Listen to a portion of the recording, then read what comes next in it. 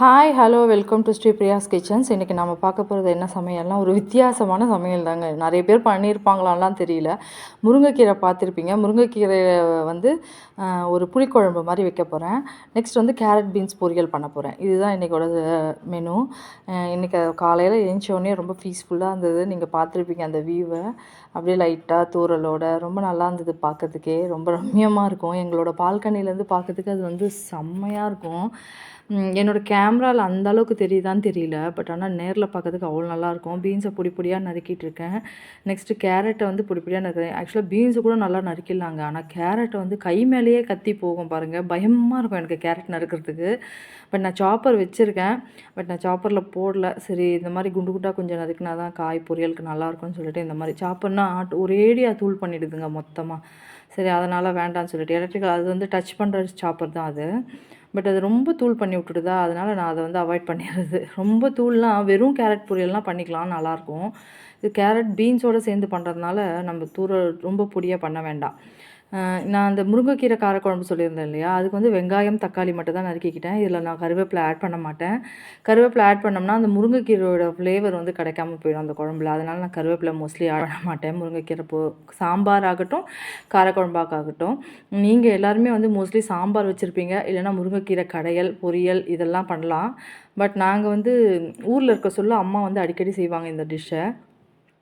முருங்கைக்கீரை வந்து காரக்குழம்பு மாதிரி, அதான் புளிக்குழம்பு காரக்குழம்பு, நாங்கள்லாம் காரக்குழம்பு சொல்லுவோம். நிறைய பேர் வந்து புளிக்குழம்பு சொல்கிறீங்க. அந்த மாதிரி எல்லோரும் வந்து விதவிதமாக சொல்கிறதுனால நான் வந்து முருங்கைக்கீரை காரக்குழம்பு புளிக்குழம்பு ரெண்டுமே சேர்த்து சொல்லிடுறேன். எல்லாத்தையும் நறுக்கி வச்சுட்டேன். தக்காளி ஒரு தக்காளி தான் பெரிய தக்காளியாக இருந்தது, ஒன்று எடுத்துக்கிட்டேன். நான் கொஞ்சமாக தாங்க வைக்க போகிறேன் குழம்பு. அதெல்லாம் ரொம்ப சேல் ஆகாது. 2-3 பேருக்கு தானே, கொஞ்சம் கொஞ்சம் தான் ஊற்றிப்பாங்க. அதனால் ஃபஸ்ட்டு பாத்திரத்தை வச்சுட்டு ஆயில் போட்டுட்டு கொஞ்சமாகவே ஆயில், இது பொரிக்குழம்பு மாதிரி தான், கொஞ்சமாகவே ஆயில் போட்டுக்கலாம், ஒன்றும் பிரச்சனை இல்லை. போட்டுட்டு கடுகு போட்டுட்டு கொஞ்சம் வெந்தயம் ஒரு 10 வெந்தயம் இருக்கிற மாதிரி போட்டுக்கோங்களேன். கொஞ்சம் வெந்தயம், ஏன்னா அந்த புளிக்குழம்பு காரக்குழம்புக்கெலாம் அந்த வெந்தயம் போட்டால் அந்த ஒரு தனி ஃப்ளேவர் கிடைக்கும். அந்த மீன் குழம்புல இருக்கிற அந்த ஃப்ளேவர் மாதிரி கிடைக்கும். போட்டு அது கொஞ்சம் பொரியட்டும்னு சொல்லிவிட்டு நம்ம வந்து வெங்காயத்தை போட்டு நல்லா வதக்க. ரொம்ப சிம்பிள் தாங்க. பட் ஆனால் யாரும் மோஸ்ட்லி பண்ணியிருக்க மாட்டீங்க. செஞ்சு பாருங்கள். அந்த ஃப்ளேவர், அந்த முருங்கைக்கீரையோட ஃப்ளேவரில் அவ்வளோ நல்லாயிருக்கும் சாப்பிட்றதுக்கு. எலுமிச்சங்காய் ஊறுகாய் இருக்கு இல்லையா, உப்பு ஊறுகாய், அதுமாதிரி மாங்காய் உப்பு ஊறுகாய், இதெல்லாம் செம்ம டேஸ்ட்டாக இருக்குங்க இந்த முருங்கைக்கீரையோட. யாரெல்லாம் இந்த மாதிரி ட்ரை பண்ணியிருக்கீங்க சொல்லுங்கள். பட் ஆனால் எனக்கு ரொம்ப பிடிக்கும். எங்கள் ஊர்லலாம் மோஸ்ட்லி இந்த எலுமிச்சங்காய் ஊறுகாய் தான் நிறைய ஆட் பண்ணி வச்சு சாப்பிடுவோம். அவ்வளோ நல்லாயிருக்கும் சாம்பாரோட.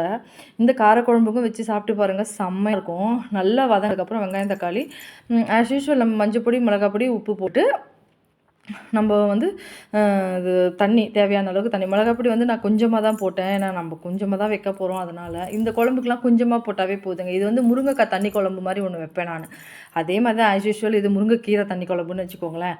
அந்த மாதிரி தான். இது போட்டுட்டு நல்லா கொதிக்கணும். லைட்டாக எண்ணெய் பிரிஞ்சு நல்லா அந்த புளியும் உடனே கரைச்சி ஊற்றிடுவேன். கொஞ்சமாக புளி ஊற்றிக்கோங்க. ஏன்னா இந்த பொரிக்குழம்பு மாதிரின்றதுனால புளிப்பு அவ்வளோ தேவைப்படாதுக்கு.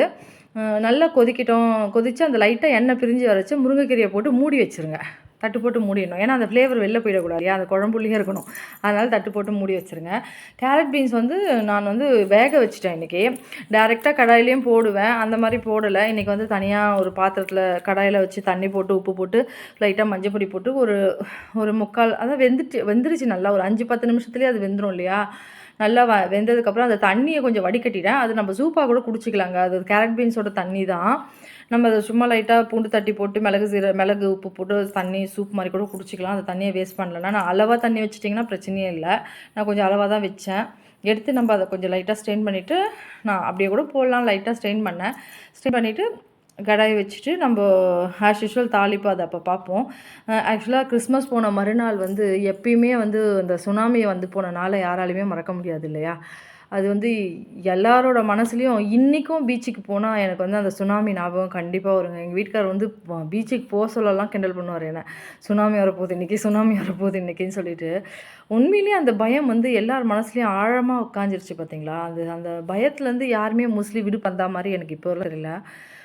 அது ஞாபகம் நமக்கு அந்த ஞாபகம் வந்து நம்ம மனச விட்டு அகலவே இல்லன்னு சொல்லலாம். போகவே இல்ல. நம்ம பீச்சுன்னு ஒண்ணு பார்க்க சொல்லவே, அந்த சுனாமின்னு இந்த சென்னை மெரினா பீச் இதெல்லாம் பெசன்ட் நகர் பீச்லாம் போனோம்னா, கண்டிப்பா அது வந்து ஒன்ஸு அது நம்ம என்னதான் என்ஜாய் பண்றதுக்காக போனாலுமே, அது மைண்ட்ல வந்து தோணிரும் டக்குன்னு.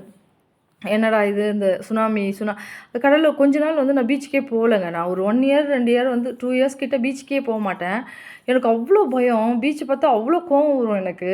இவ்ளோ பேர சாப்பிட்டுருச்சு, இவ்ளோ பேர உள்ள இழுத்துக்குச்சுன்னு சொல்லிட்டுலாம் ரொம்ப வருத்தப்படுவேன் பார்த்து. கொஞ்சம் கொஞ்சமா மீண்டு வந்தாச்சு அதுலேருந்து மனசு. பட் ஆனாலும் அந்த நெனப்பு வந்து இன்னைக்கு வரலும் போலங்க. இன்னைக்கு வரலும் நான் பீச்சுக்கு போனேன்னா அது ஞாபகம் வரும். இப்போ முருங்கைக்கீரை போட்டுட்டேன். யார் யாருக்கெல்லாம் அந்த மாரி ஞாபகம் வரும்னு சொல்லுங்க. அதுதான் நான் அது கமெண்ட் பண்ணுங்க. ஆக்சுவலா முருங்கைக்கீரைய வந்து நான் அலசி தாங்க போடுறேன் இப்பலாம். இப்பலாம் ரொம்ப டஸ்ட்டு, என்ன மரத்தில மழை பெஞ்சா இருந்தா கூட ஊர்லலாம் வந்து முருங்கைக்கீரைய வந்து அலசவே மாட்டாங்க. அப்படியே டைரக்ட்டா போடுவாங்க. பட் நம்ம சென்னையிலலாம் வந்து அது எங்க பெரண்டு எப்படி வருதுலாம் தெரியாது இல்லையா? அதனால நம்ம வந்து அலசி போடுறது தான் பெட்ரு. நல்லா ஒரு அலசிட்டு அத போட்டுட்டு தட்டு போட்டு அத லிட்டு போட்டு நான் மூடிட்டேன் பாருங்க. அந்த ஃப்ளேவர் வெளில போகக்கூடாது. அதுவே இருந்தா தான் அந்த வாசனை சூப்பரா இருக்கும். இப்போ வந்து ஆயில் போட்டுக்கோங்க. கடுகு இந்த கேரட் பீன்ஸ் பொரியலுக்கு வந்து ஆயில் போட்டுட்டு, கடுகு போட்டுட்டு, உளுத்தம் பருப்பு போட்டு, காஞ்ச மிளகா தான் காரமே. ஒரு 3 காஞ்ச மிளகா கிள்ளி போட்டுட்டேன். போட்டுட்டு நல்லா பொரியட்டும்னு சொல்லி பெருங்காயத்தூள் கொஞ்சோண்டு போட்டுட்டு, நான் ஆக்சுவலா மோஸ்ட்லி நெறைய இதில பெருங்காயத்தூள் ஆட் பண்ணுவேங்க. அது வந்து உடம்புக்கும் ரொம்ப நல்லது. அந்த ஃப்ளேவர் எனக்கு ரொம்ப பிடிக்கும். முருங்கை குழம்பு ரெடி. அவ்வளோதாங்க. எப்படி இருக்கு பாருங்க. செம்மையா இருக்கும். சாப்பிட்டு பாருங்க. உப்பு ஊறுகா கூட வச்சு சாப்பிட்டு பாருங்க. சூப்பரா இருக்கும். தெ தெரியாதவங்க ட்ரை பண்ணி பாருங்க. சாம்பார் வைப்பாங்க. எனக்கும் தெரியும். நாங்களும் சாம்பார் வைப்போம். பட் சாம்பார விட இது சூப்பரா இருக்கும். எனக்கு ரொம்ப பிடிக்கும் இது. எங்க வீட்ல நான் அடிக்கடி வைப்போம் இத. இங்கே வந்து தாளிப்புக்கு ரெடி ஆகிடுச்சு. 3 மிளகா கிள்ளி போட்டுட்டு, நெக்ஸ்ட் வந்து நம்ம இந்த ஸ்ட்ரெயின் பண்ணி வச்சுருக்கோம் இல்லையா கேரட்டு, பீன்ஸு இது எடுத்து அது கூட ஆட் பண்ணுங்கள். ஆட் பண்ணிவிட்டு நல்லா ஒரு டாஸ் பண்ணிகிட்டே இருந்திங்கன்னா ஆயில் பிரிஞ்சு நல்லா ஆயில் மேலே வந்துடும் காயில். வந்ததுக்கப்புறம் தேங்காய் வந்து ஸ்லைஸ் பண்ணி வச்சுருந்தேன். அதை மிக்சியில் போட்டு ஒரு ஓட்டி வச்சுருந்தேன். அதை அப்படியே கொட்டி கலர வேண்டியது தான். தேங்காய் போட்டுட்டு ஒரு 2 கலரி உடனே சாப்பிட்டா செம்ம டேஸ்ட்டாக இருக்கும். அந்த தேங்காய் பாலோட பொரியல் எப்பயுமே. பட் ஆனால் நம்ம வந்து பேக் பண்ணுறோன்றதுக்காக ஒரு கொஞ்ச நேரம் அதை டாஸ் பண்ணுறது தான் நல்லது. அப்படியே நம்ம கொட்டி கொடுத்துட்டோம்னா அது சீக்கிரம் கெட்டுக்கிட்டு போயிடுமோன்னு ஒரு பயம். அதனால் கொஞ்ச நேரம் அப்படியே கொஞ்சம் நம்ம டாஸ் கொடுத்துட்டே இருந்தோம்னா கொஞ்சம் வதங்கட்டும் அப்படின்னு சொல்லி டாஸ் கொடுக்குறோம்.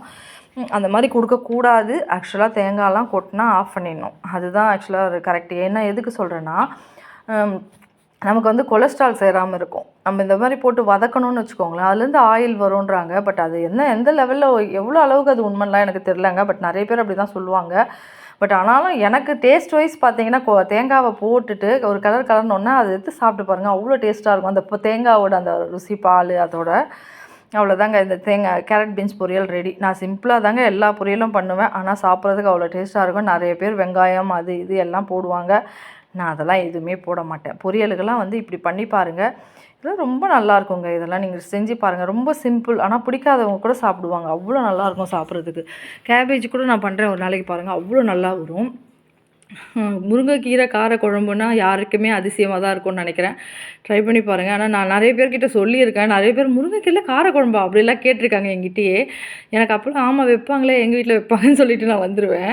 ட்ரை பண்ணி பாருங்களேன். ஒன்ஸ் ஒரு தடவை ட்ரை பண்ணி பாருங்கள். கொஞ்சமாக தான் நான் கீரை போட்டேன், ரொம்ப போல். நல்லாவே நிறைய கூட போட்டுக்கலாம். சேர்த்து சாப்பிட்றதுக்கு ரொம்ப நல்லாயிருக்கும். என்னோடய சேனலில் நான் போடுற வீடியோஸ்லாம் உங்களுக்கு பிடிச்சிருந்தால் லைக் பண்ணுங்கள், ஷேர் பண்ணுங்கள், கமெண்ட் பண்ணுங்கள்.